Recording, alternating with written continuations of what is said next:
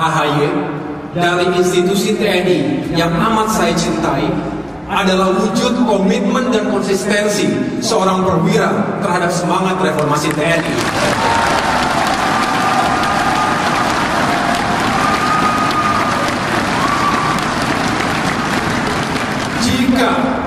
Jika ingin berpolitik, keluar dari TNI.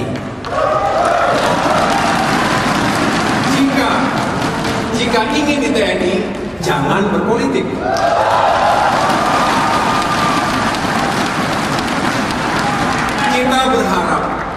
Kita berharap ini juga berlaku bagi seluruh aparat Polri.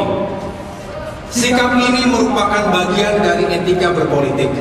Meskipun usia relatif muda, sedapat mungkin saya juga ingin memberikan contoh yang baik dalam kehidupan berpolitik.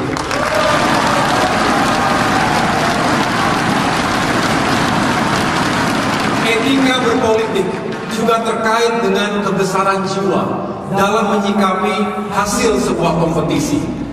Sangat sering kita mendengar deklarasi siap menang dan siap kalah sesaat sebelum dimulainya kontestasi politik, apakah itu pilkada atau pemilu. Namun pada praktiknya, banyak yang sangat siap untuk menang, tapi sangat tidak siap untuk kalah.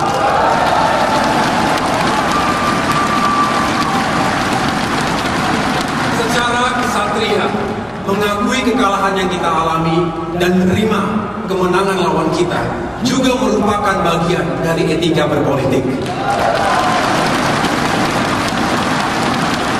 Persoalan etika inilah yang paling fundamental dalam kehidupan berbangsa dan bernegara.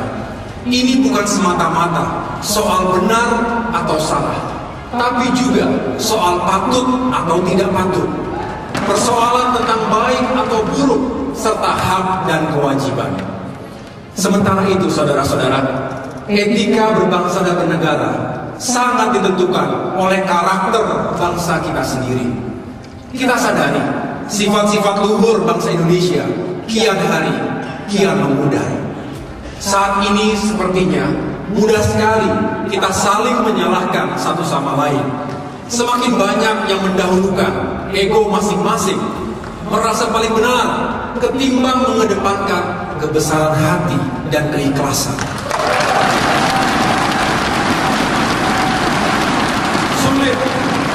Sulit rasanya negara yang besar dan majemuk ini bisa bersatu dan maju jika yang dikedepankan adalah egoisme dan sikap ingin menang sendiri. Kita perlu meneladani para bapak bangsa dan generasi-generasi pendahulu kita yang berhasil mengatasi ego masing-masing dengan karakter yang mengedepankan persatuan. Karakter inilah yang menghadirkan berbagai momentum penting dan menentukan dalam sejarah kita.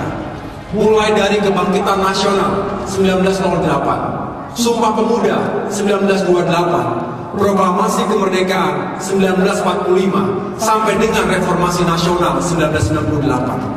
Karakter ini pula yang seharusnya menjadi hulu dari etika politik kebangsaan kita.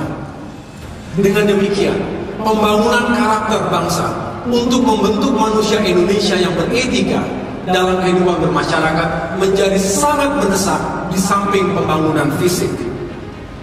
Bangunlah jiwanya, bangunlah badannya.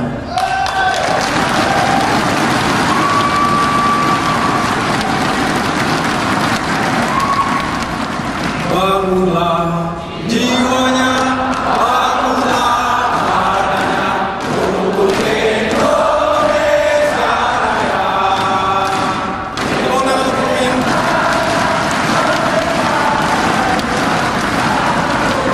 Bangunlah jiwanya, bangunlah badannya. Tanamkan itu, jadikan itu sebagai referensi dalam pembangunan kita. Saudara-saudara, sebenarnya pada awal pemerintahan Presiden Joko Widodo, sebagian besar rakyat menaruh harapan kepada program pembangunan manusia Indonesia.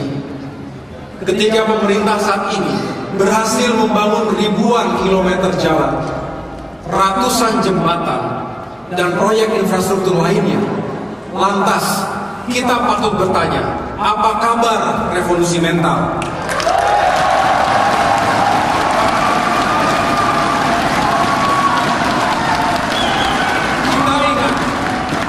Kita ingat, revolusi mental adalah konsep pembangunan manusia Indonesia yang gencar dijanjikan di saat kampanye Pilpres 2014. Dalam perjalanannya, nampaknya kurang mendapatkan perhatian kita semua. Kita larut dalam hiruk-pikuk pembangunan infrastruktur. Padahal konsep ini sangat vital sebagai upaya mengembalikan karakter bangsa sesuai bentuk aslinya, yaitu karakter yang santun, berbudi pekerti luhur, bergotong royong. Karakter yang tentunya menjadi kekuatan dalam membangun Indonesia yang kokoh dalam persatuan dan sejahtera dalam kemajuan.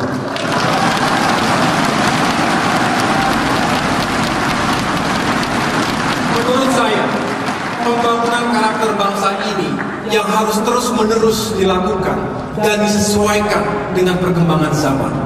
It is a never-ending journey. Karena perubahan, perbaikan, dan pembaharuan adalah keniscayaan yang abadi.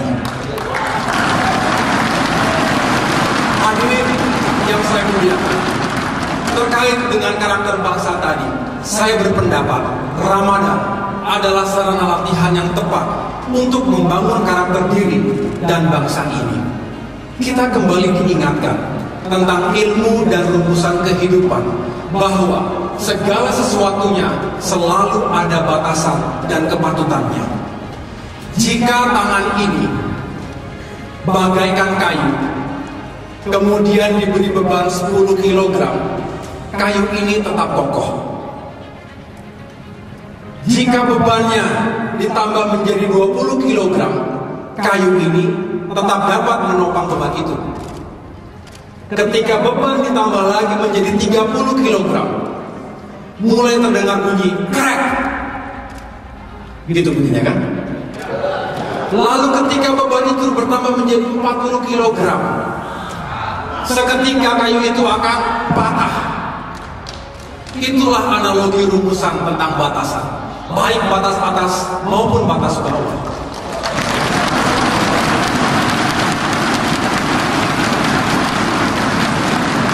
Di bulan suci ini, kita melatih diri untuk makan di waktu sahur ketika perut belum merasa lapar, dan berhenti makan ketika waktu subuh telah tiba. Ketika kita merasa lapar dan haus, kita tidak boleh makan dan minum sebelum azan maghrib tiba. Intinya, makan dan minum ada batasnya. Begitu pula dengan lapar dan haus, ada batasnya. Jikalau kita tidak mengetahui dan merasakan sendiri bahwa lapar ada batasnya, maka kita tidak akan peduli dan memahami mengapa ada orang mencuri negeri ini hanya untuk sekedar mengisi perutnya dan juga perut anak istrinya yang kosong.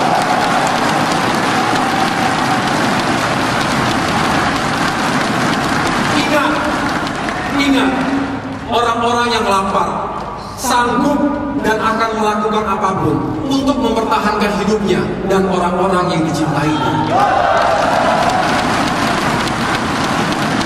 Tidak peduli benar atau salah, baik atau buruk. Pemahaman atas batasan-batasan ini akan mendorong kita untuk peduli dan beramal kepada sesama tanpa melihat perbedaan suku, agama, ras, dan antar golongan.